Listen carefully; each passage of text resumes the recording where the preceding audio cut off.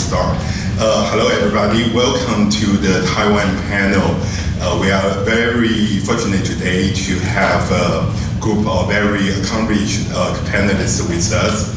And before I pass the microphone to them for them to make a very brief introduction of themselves, let me talk very little bit about what the panel is about. So the main purpose of the panel is to get you guys some feeling about why Taiwan matters. Actually, I guess some people may not even know where Taiwan is or are having trouble locating Taiwan on the world map. So, but Taiwan is actually a pretty important player in the IT industry. We have TSMC, the largest semiconductor manufacturing company in the world. We have Foxconn, which built your iPhone. We have a company called Wistron and Quanta, which pretty much built all the servers in the Amazon and Apple and Facebook data center. So Taiwan has been traditionally pretty big in semiconductor and electronics.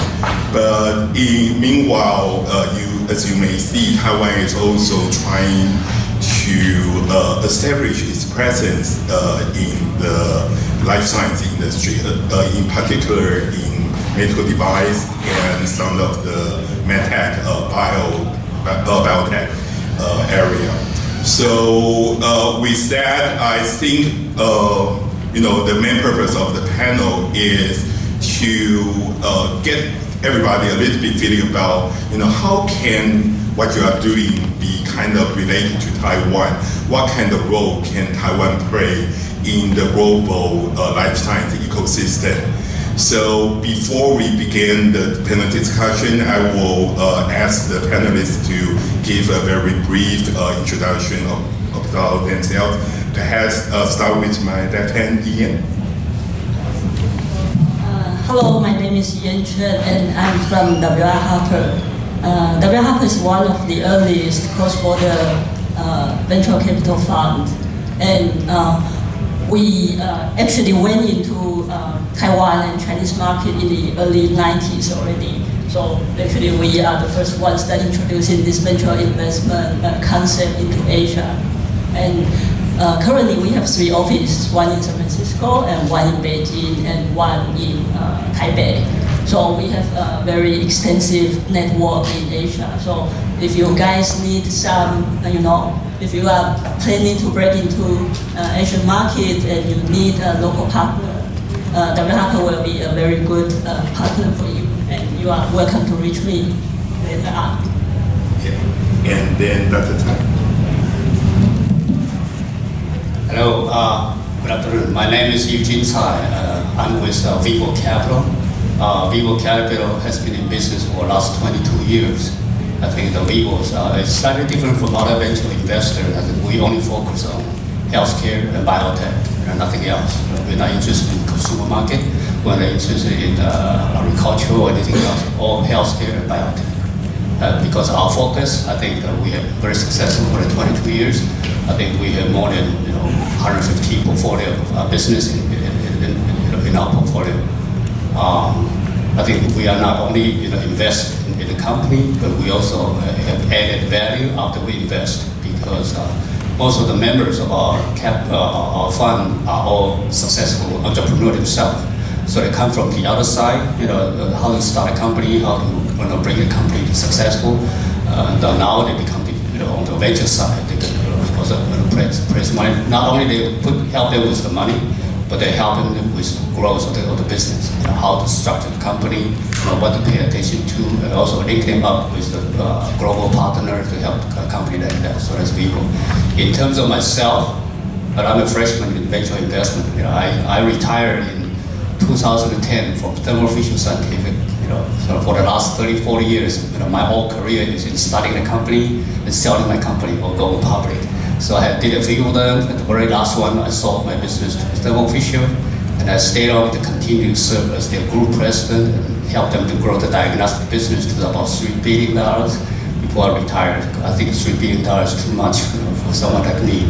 So I think I can handle anymore. So now I think after I retired, my buddy, what they call Taiwan's roommates. Dr. Frank Kong, some of you probably know him very well. He was my roommate when, before we came over to the USA. And I think he found out that I retired. I had nothing to do. That's not right. So he said, you gotta come and join us.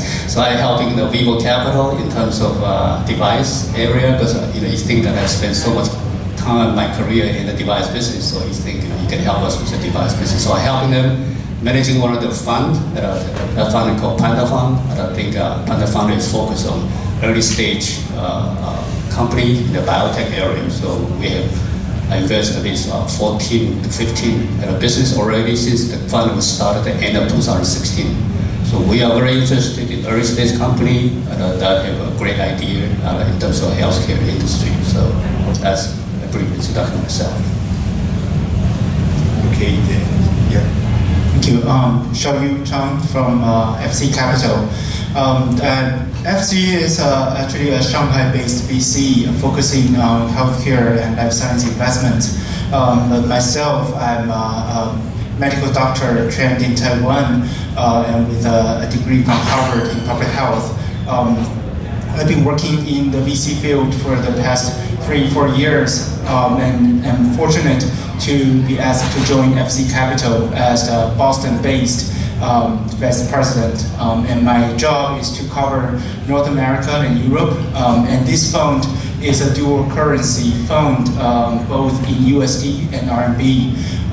And I'm fortunate to be asked to speak on this panel, both because of my background in Taiwan, and also actually our founders has a very strong experience in running biotech and pharmaceutical clinical trials in Taiwan for the past 20 years. So we are able to help overseas projects to launch their first in human trial in Asia Pacific region. And also we are able to work with the companies in their regulatory submission. And the reason we wanted to be here and also having me in Boston is we want to get exposure around the world. Last year, we just closed 2 deals in Boston and 2 deals in Europe, and we want to continue the momentum. FC is a very young fund. We are right now just 2 years old, and we are growing very fast. And we look forward to working with all of you. Yeah, William. Thank you. I'm William Tai. I'm the founder and managing partner of Taiwan Investors. Actually, we are younger. We are just newly established last year and based in San Francisco Bay Area. Our first fund focuses on minimum invasive surgery. We are MedTech pure play investment fund, and the reason we invest in minimum invasive surgery is where we see there's a very high growth market sector and also very healthy M&A activities, also IPO opportunities that will give our investor very healthy, very good return possibilities. And because our unique position in the US, we have a very strong network with the US entrepreneur in this ecosystem. So we also see we have a very good potential to help the entrepreneur in Asia, particularly in Taiwan. We can collaborate in the future to leverage some resource we can help build a company together. Thank you. Okay, and then finally I see. Okay, I see John from with Taiwan Capital. Taiwan Capital was the newest government-supported hybrid fund in Taiwan. We have 2 funds. The fund one is for high tech with $150 million, and the second fund is a biotech fund. The size is $180 million. The whole fund size is 40% supported by the government fund and 60% by the private sector.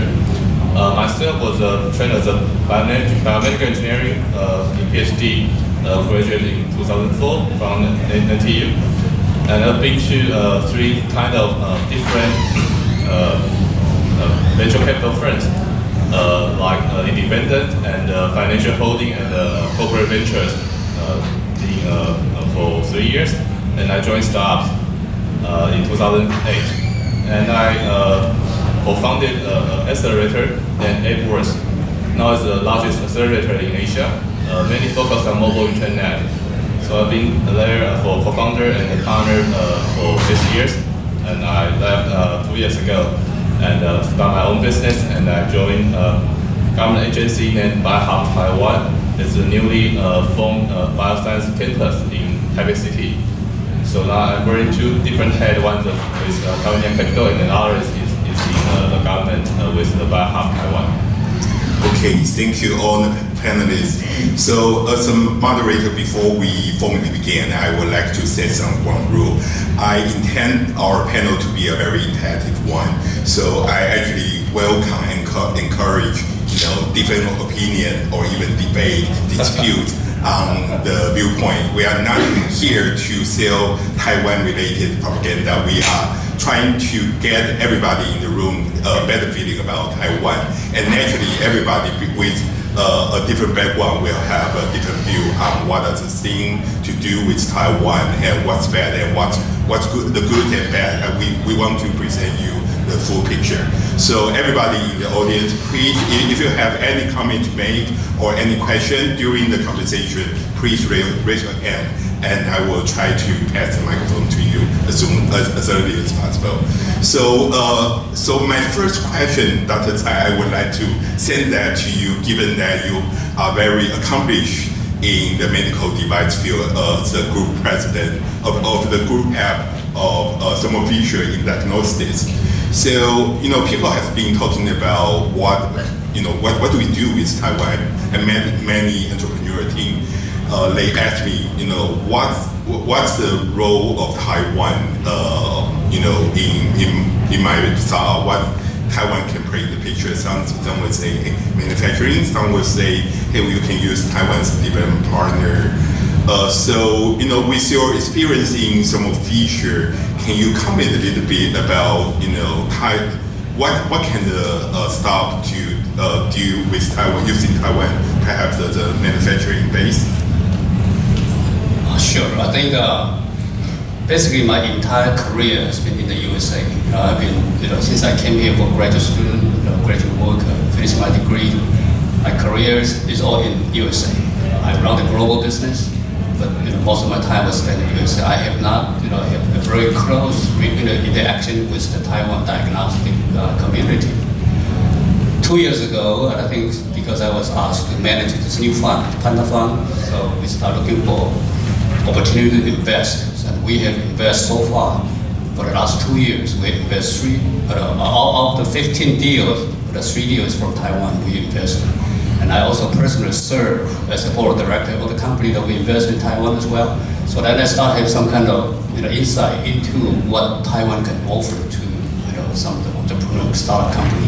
First of all, I was very impressed with one of the company who came, the president who came to me at the end of 2016 with just an idea. Okay, he said, I want to do this. There's nothing. That's it. But he told me a very good story. I like it, so we invest. So 2 years later, the business already break even. Not only starting from the concept, but to the prototype, to the final product, to get a regulatory clearance, to get it product into the market.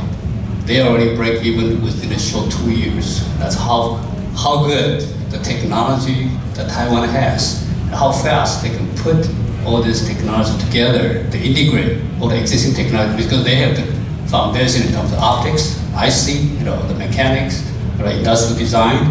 They're all very good. And this gentleman is an entrepreneur. He just knows where to find all this technology. He has skill because he has some experience before working for a glucose meter company, and so he knows how to miniaturize the detector. So he took all the technology that existed in Taiwan to put together a new device, and that device so good. I was so very impressed. And I run a business, $3 billion business, I see a lot of product, but I was most impressed how fast he can put such a nice, beautiful instrument that adds so much value to all the stakeholders. So to talk about Taiwan, yes, they will be. They have a lot of great technology. If you know how to use it, if you know where to find it, there's a lot of good supplier in Taiwan that can help you to put your prototype, to do your final manufacturing. Their GMP facility, everything is all in place. It's a small jewel, in terms of high-tech manufacturing. So that's what I see after, observing how fast this company from concept to final break-even now. I know that's what they have. So I hope that people, if they want to talk, work with Taiwan, you think about what they can offer. They can help you make it a high-tech instrument product. Okay, so Dr. Tsai, thank you. That's a very interesting observation. The example you mentioned, the guy, he's actually not a system integrator himself, right? He finds partners in Taiwan who, he has a product concept, and he finds partners in Taiwan who integrate everything and build the QSR compliant manufacturing system and GMP everything for him. So, William, I know, although you are US based, I know you also have, deep observation and pretty deep dive in Taiwan. So, do you have any additional comment on, using Taiwan as a manufacturer? What are the pros and perhaps some of the cons? What are the negative sides? Yes, I think to the end, in our world, we deal with healthcare. The healthcare eventually will impact human life. So everything we do is related to the quality. So I think the mindset of quality always the first we consider to do this. So I think in Taiwan, generally everybody has that quality first mindset built in their. Doesn't matter what discipline or just behavior. I think they can be trained or they can follow the guidance very well. And I think that's a very important element when I look at Taiwan as a partner. So I think in that regard, don't have any hesitation to work with Taiwan as a partner. But I think what they don't know is how to understand the stakeholder relationship in the U.S. healthcare system, that they need a little bit of guidance, perhaps sometimes another advisory help from the U.S. partner. And once we put two things together, that will be a very good working relationship. Okay, thank you, William. So you mentioned about quality control, maintaining consistent quality is apparently a very important thing in medical device. And based on my knowledge, quality is actually not something you only care about when you do the manufacturing. It's actually something that you need to build in your design. That's something you need to so it's a concept of design for manufacturing, design for quality control, design for assembly, design for inspection, all those things. And in order to do that, Taiwan will be actually more than just the outsourcing or manufacturing partner. It seems that they should also play the role in the overall design or development. And I see, based on your EE background, do you have any suggestion or observation or comment? For searching an OEM or ODM partner in Taiwan, usually will find a difficulty because they are getting to be the high volume more than high value models. That means they search for big volume of more than 10K pieces. They usually doing 100, maybe KK pieces. So the first problem of finding a partner in Taiwan usually would be the volume problem.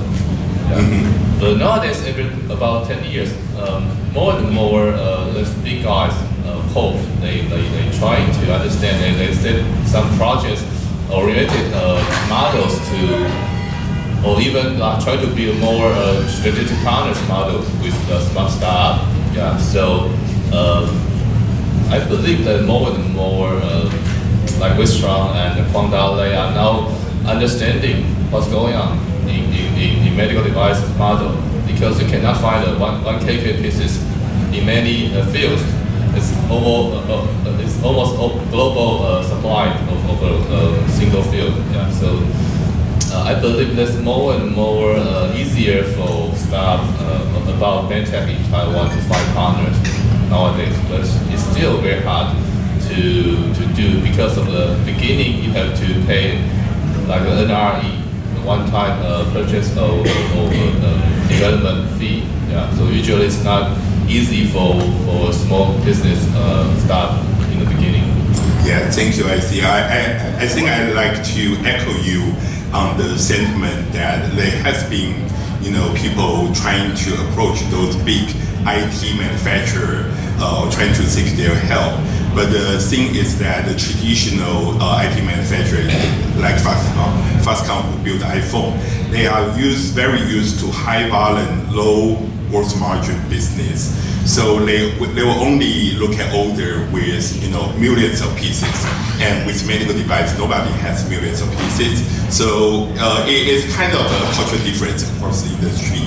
But hopefully, right now they are many of those big guys are now also learning their lesson in the medical device field. So Wistron, like you mentioned, I know they have been a player in the medical device field, doing ODM and OEM work for many medical device companies. One very interesting thing is that they, in addition to doing manufacturing or design work for their client, they often also invest in the company they build the machine for. Okay, so shall you, as an investor, how would you look at that? I mean, your manufacturer also invests in your company. Is that a good thing or bad thing?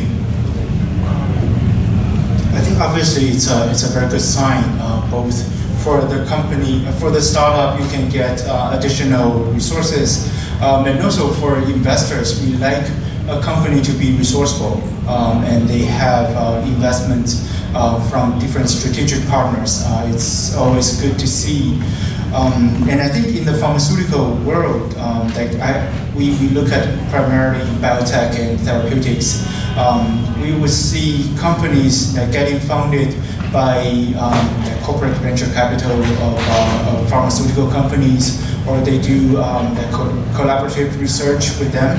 And also from time to time, they will find collaboration with contract manufacturers who do specific clinical testing, preclinical testing, or manufacturing help.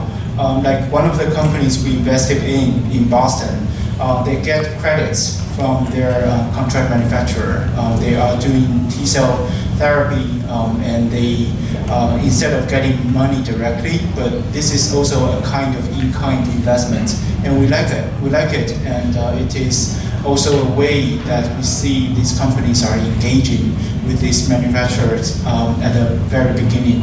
And I think Taiwan, there are more and more contract manufacturers in Taiwan who are capable of doing protein processing, doing that antibody manufacturing, cell therapy processing. So these businesses are emerging, but you just need to know who are the good players and really to build a relationship with them. And some of them, if they are bigger, they have the capital of doing the deal with you and through some sort of in-kind or even cash investment.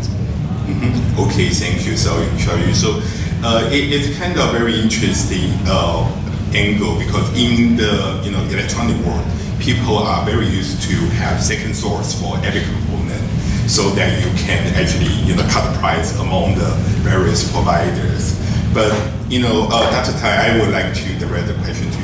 Is that the same situation in the medical device field that, for example, based on your experience at Thermo Fisher, do you used to have, multiple suppliers for each of the components, or are you more like finding a long-term strategic partner?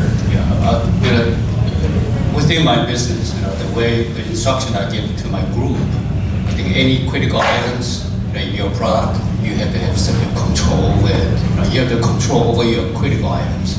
That's in every business. That's very important. But you always can establish a second source. But alternative source is a safety, not just for pricing negotiation. It's not for that. It's just for safety. But as a critical item, you have to find a way to be self-sufficient. You have the total control over it, regardless who made it. And the best is you can make yourself. Okay, for the dot, whoever make for you, you have to have total control over it, and that's the guidance that we have. That way, our business would never get into trouble, especially when you're a successful business. Your customer is very sensitive in terms of supply issue. They're the business of, in terms of healthcare. They're taking care of patients. They're doing diagnostic for the patients. They need to do it on a daily basis. They cannot have back orders. So you have control of your critical items. And second supplier is a must. It's just a safety, but not for price negotiation.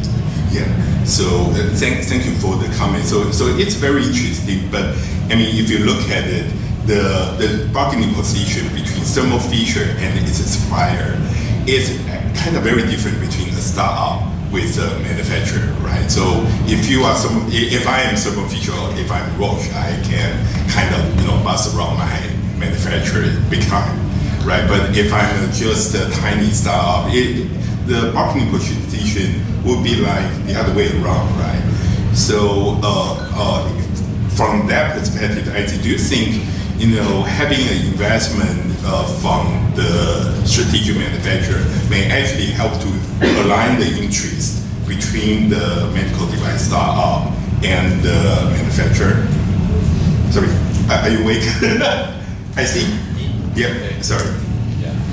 So I believe that it's not easy, but I will address another issue that in Taiwan, the manufacturing partner, it's not only about the quality or quantity, it's all about the time to market or the high selling issue. Because although the partners in Taiwan, they also seek for big volume, but the advantage in Taiwan is it's easier to find many suppliers, and all the systems can be different elements can be found in Taiwan. So, although I'm not direct to answer your question, but I believe that's another issue in Taiwan is that you can easily find the whole system and very fast. Maybe within 1 to 2 months, you can build the whole system. Okay, yeah. So basically, building things in the speed of IT world instead of the speed of the medical device world. I actually came to the life science world from internet. So I was an internet entrepreneur beforehand. So there's a huge cultural impact for me because the sense of time is totally different. But I can answer the question another way because like in Taiwan, in our capital, we have several LP. Limited partners come from the big manufacturers or like financial holding companies. So sometimes we help the staff before we invest because we can get some relationship between the big corp with them and help them to find in Everest we also find that we found some IoT staff to help with them with the big time. Yeah, so that's an interesting comment. In fact, I think all the panelists here today are kind of able to help you guys here to link up with necessary Taiwan resource. So if you guys are interested, please, approach one of us. But meanwhile, the audience here, you are, exceptionally quiet. Please raise your hand. I have been, observing and expecting some questions from you. Please join us.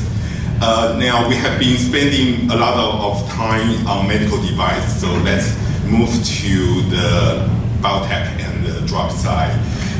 Recently, there has been a new recent legislation in Taiwan for cell therapy that includes stem cell and CAR-T therapy like CAR-T.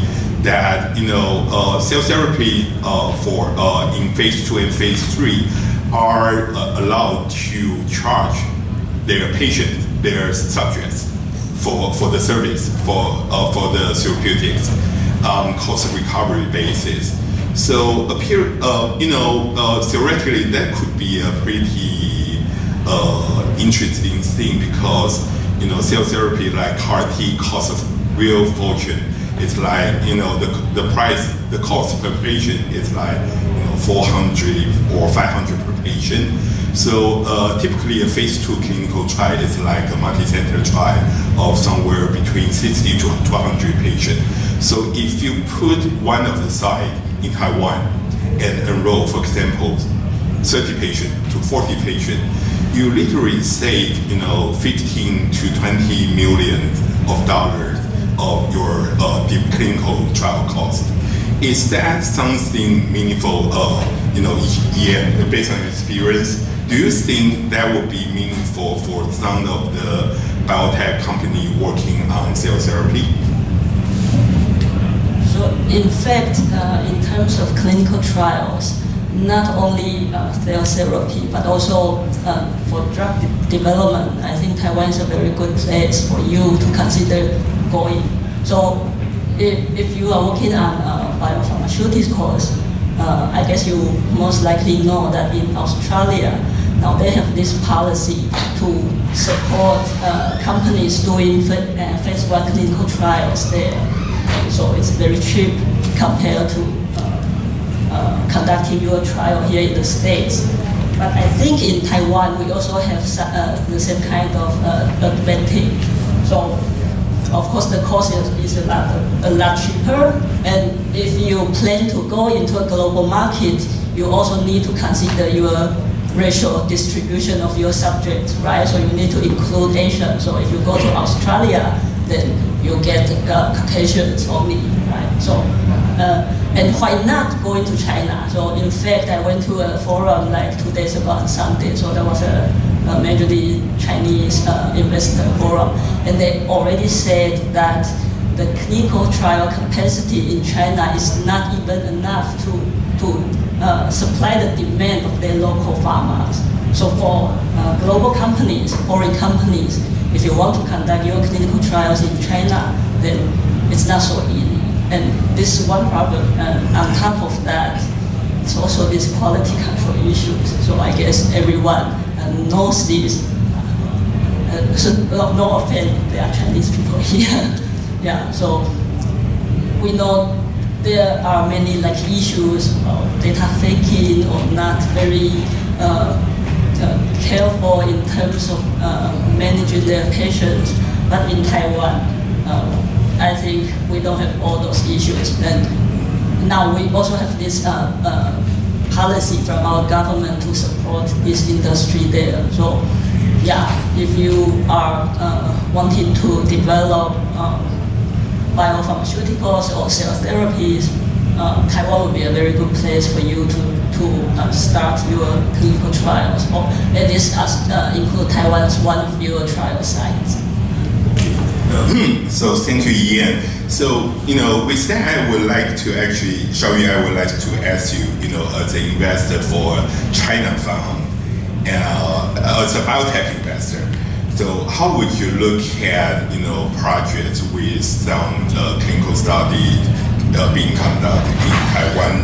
Would that be a plus, or would that be a negative side, or what's your opinion on that? I think Taiwan has actually one of the most effective and good quality healthcare system in the world, and it translates into very good quality clinical trials, and which is recognized by the FDA.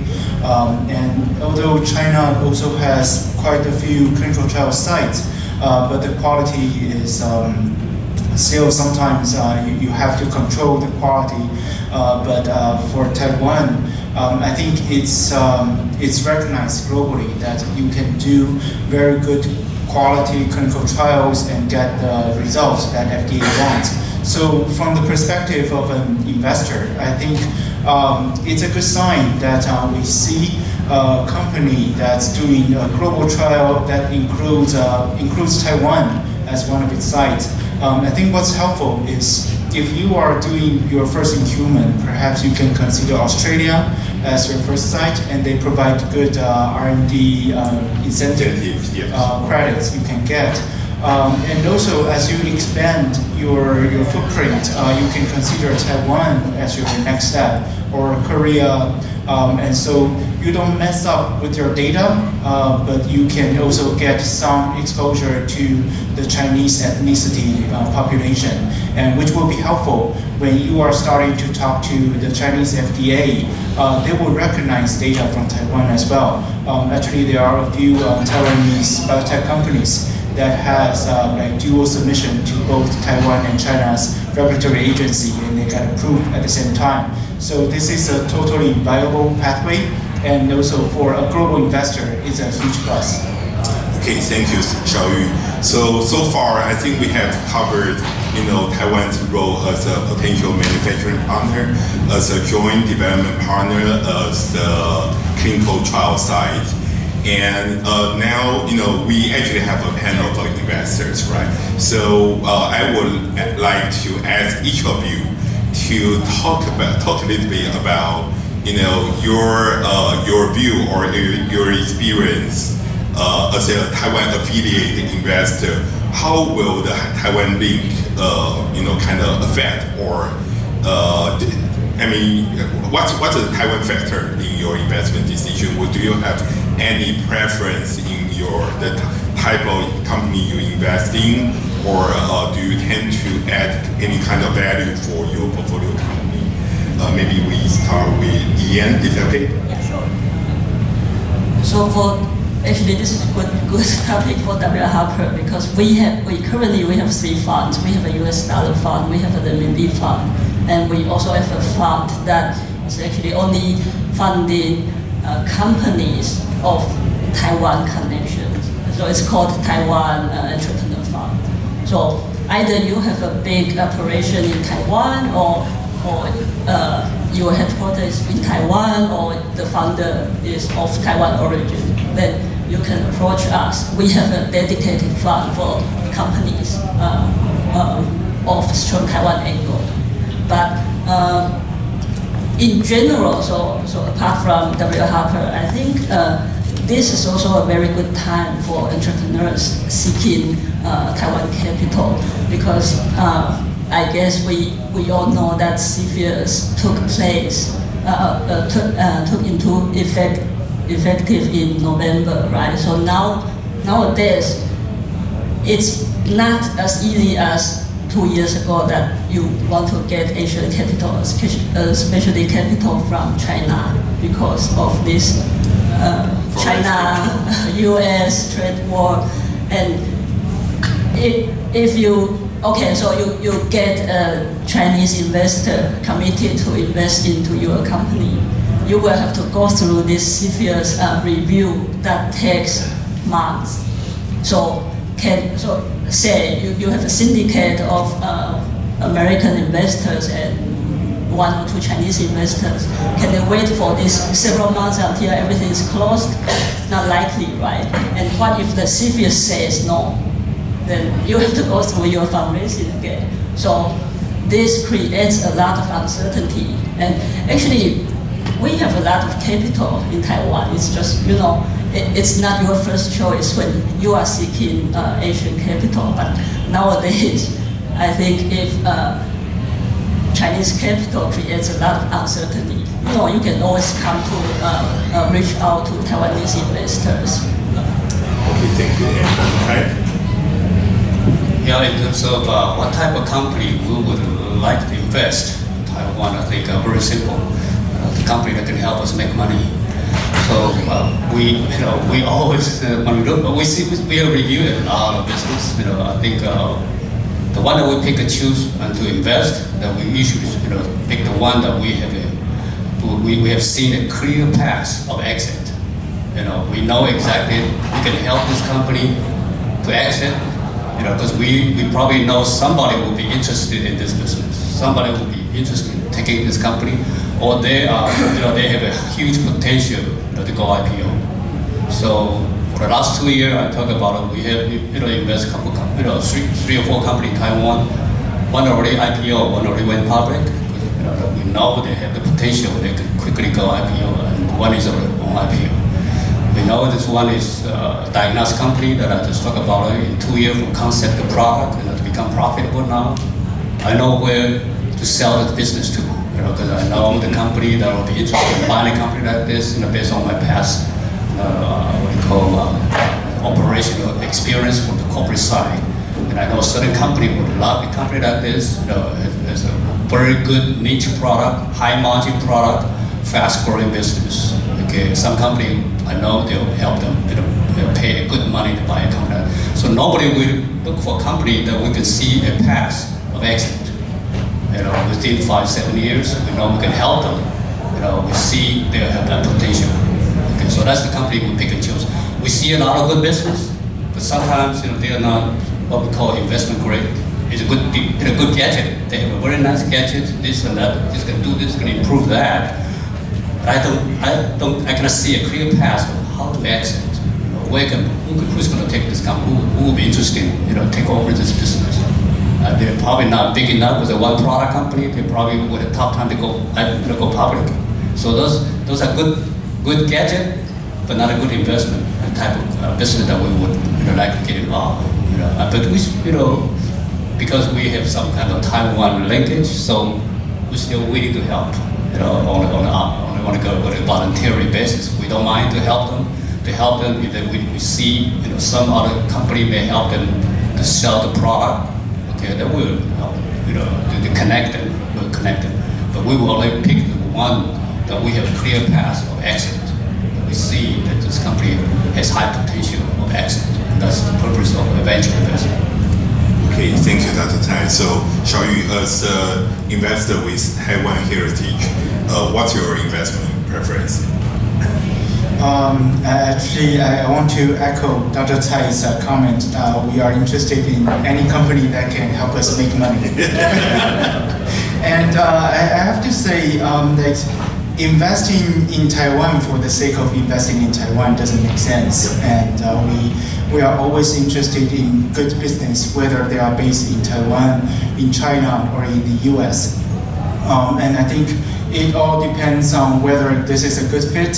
And I think for entrepreneurs, you have to select investors wisely. And you don't just want their capital, but the strategic value they can bring to the table. Either they have expertise in clinical development, they have access to market, they are able to help you connect with strategics or future buyers. Those are very important points you can consider. And I think what Taiwan can offer is obviously not, the market size may not be the biggest, but they have great talent, good expertise in manufacturing, and very good manufacturing capabilities, and electrical engineering and IT expertise. So if you are working in this field, you don't need a huge market like China, but you need specific help from these experts. And this is what Taiwan can do to you. And by receiving money from Taiwanese investor, and they will be able to connect with the right people, with their network. So this is what I would suggest in every entrepreneur to think about, like what kind of strategic strategy you want to take in your fundraising campaign. And I think nowadays it's a global market, and you always need to think about like how do you access each market, even if you are still a preclinical biotech company, but you have to have market in mind. And also just to echo what Dr. Chen mentioned about CFIUS, so actually it applies to all foreign investments. Even though we all know China is one of the targets, but like I was meeting up with a corporate venture fund from a European multinational pharmaceutical company, and they said they lost a deal because the startup company couldn't wait for the CFIUS review period.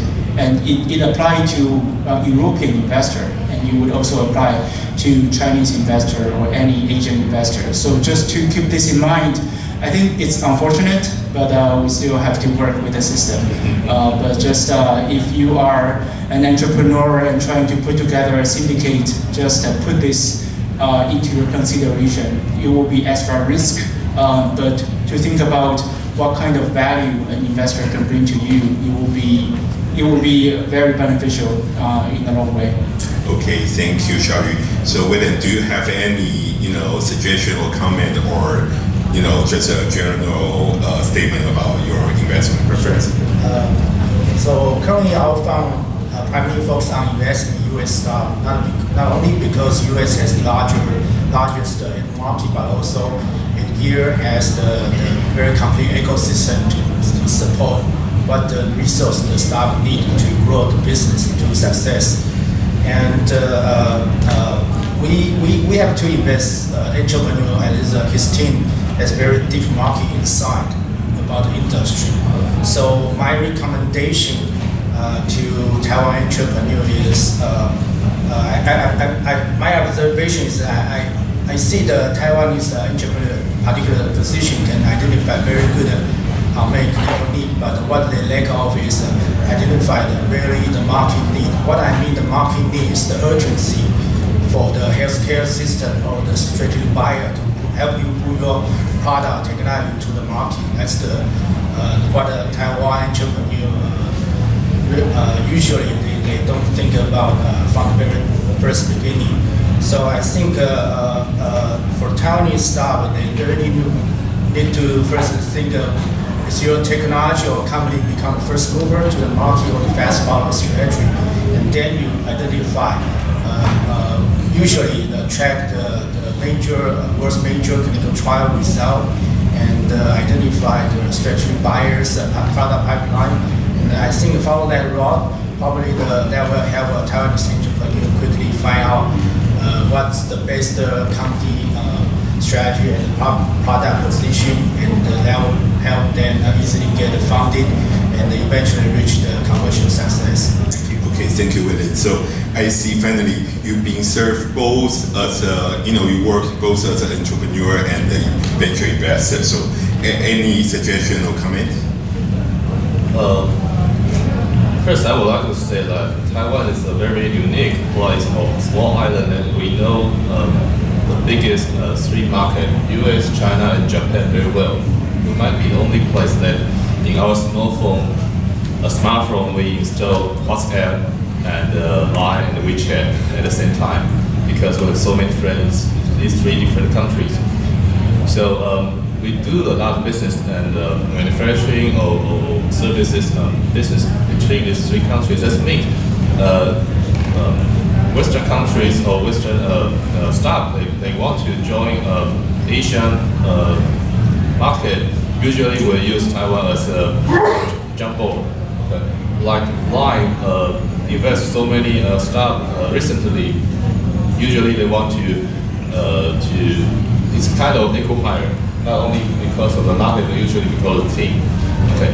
So as a staff or entrepreneurs to pursue an investor in Taiwan, first is you can see like if your investor is very familiar with international players or multinational companies, it will be opportunities for entry into different countries. Yeah. Another one I want to raise is that the most limited partners or investors, institutional investors in Taiwan are insurance company. And in medtech or in biomed industry, the role of insurance company will become more and more important, because of the reimbursement system, no matter it's from government or private insurance company, the outcomes that insurance company is trying to do more and more cost saving and doing a strategic or joint venture business in the start of early investment deals. Yeah, so we kind of finding some venture business between insurance company and the venture capital firms together. So this might be another strategic ways to. Actually, I know some insurance company in Taiwan that are trying to do insurtech and invest in some medtech company or big data or data company in medtech. Okay, thank you. I see. Unfortunately, we haven't seen any debate or controversy so far. I think we are almost running out of time. Do we have any questions from the audience? If not, I see somebody showing me a timeout sign. So I think thank you everybody for attending the Taiwan session. Hopefully, this will help you to understand Taiwan a little bit better. And we do have a Taiwan table on the 11th floor. So if you are interested in learning more about Taiwan or how you can partner with Taiwan, please come to the 11th floor. Okay, thank you all. Thank you. Thank you.